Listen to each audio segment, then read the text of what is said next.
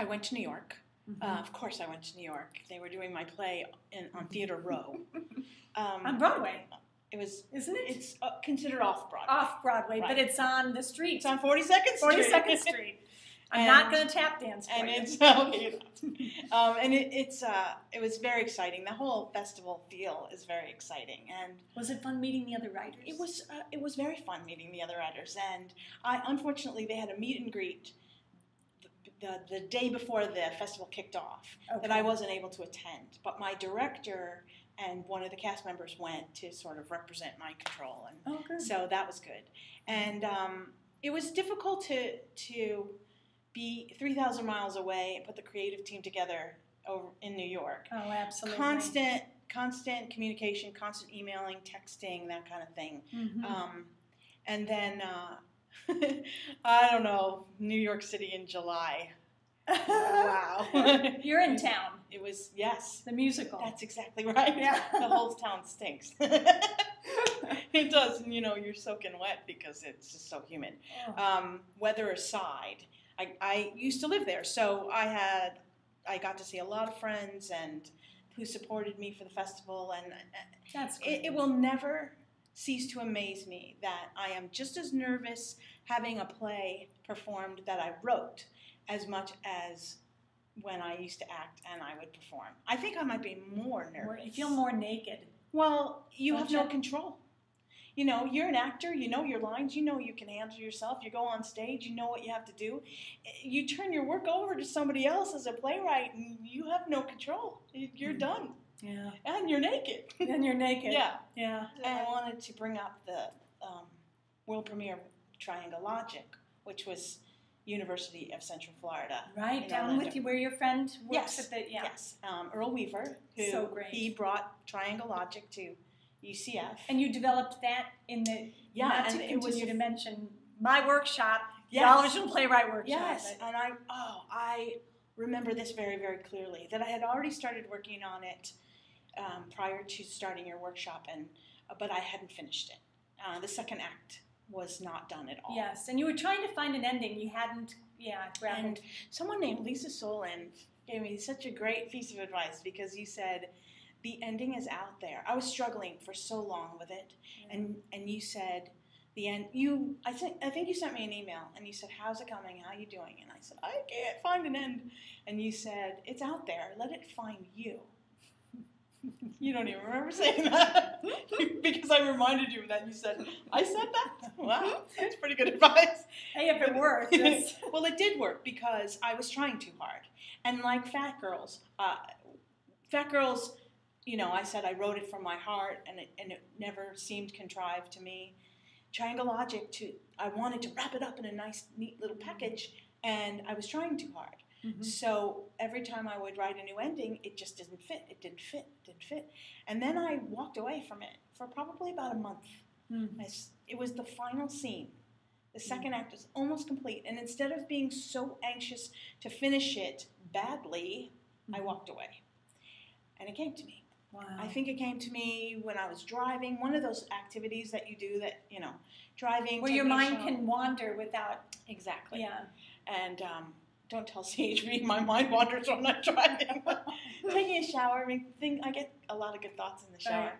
And I went, that's it. Wow. It was literally a light bulb. And wrote it out, sent it to my friend Earl, and he said, now you've got to play.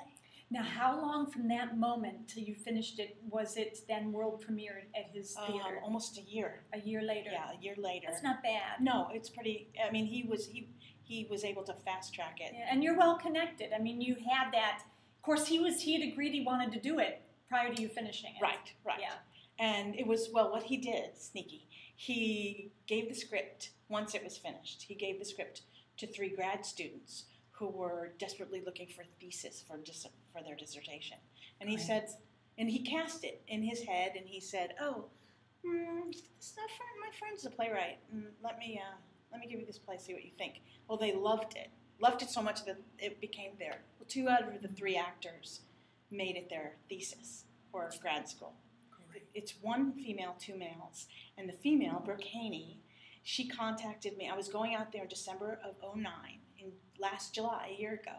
She Facebooked me. She sent me emails. She really is an actress who sinks her teeth into her role, and she was picking my brain, and I loved it. So she likes roles that she can sink her teeth into. So yes. says something about your writing. Oh, thank you. Yeah. Well, That's why she lit up when she read it. Yeah, and she, it's a great part for a female. It really is. There's it's betrayal, friendships, love, anger. It's confusion. Yes, it's life. Yeah, it's sort of life.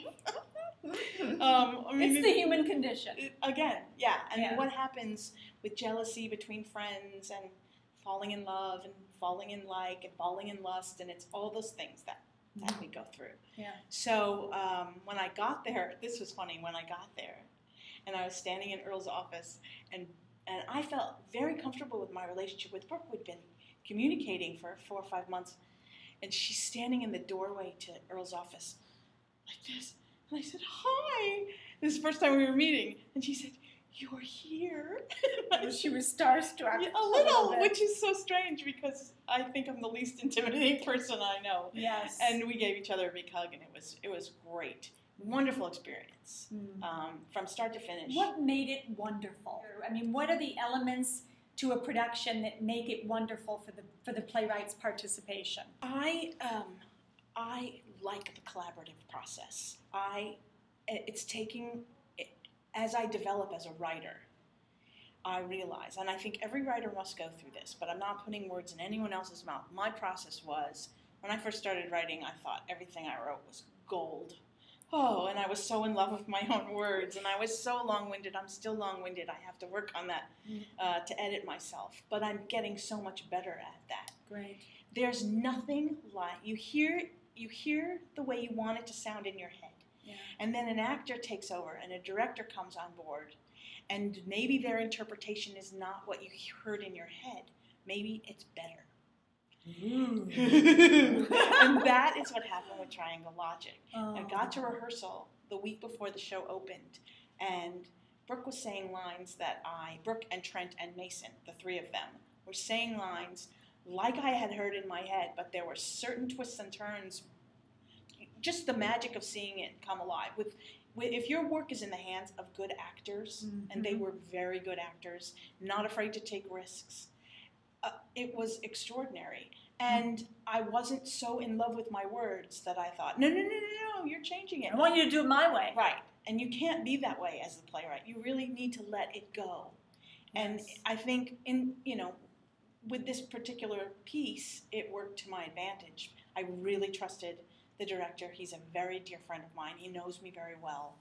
And I'm sure that had a lot to do with it. And he likes you. I think so. Isn't it nice to work with people in theaters that like you and they like your work? And respect the writer. He respected the words on the page. We respected that. They respected me very much. That's so nice. But in rehearsal, there'd be times when it didn't sound quite right, and I'd want to change a line. I would ask them, "Is that okay? Does that sound okay? Do you think, they had done so much work on their character. Do you think that's something she would say?" I would ask them. So it became extremely collaborative, and I was open to it. Because by that point that we were in rehearsal and I was with them, they had made those characters their own. So it was our play at that point, not just mine.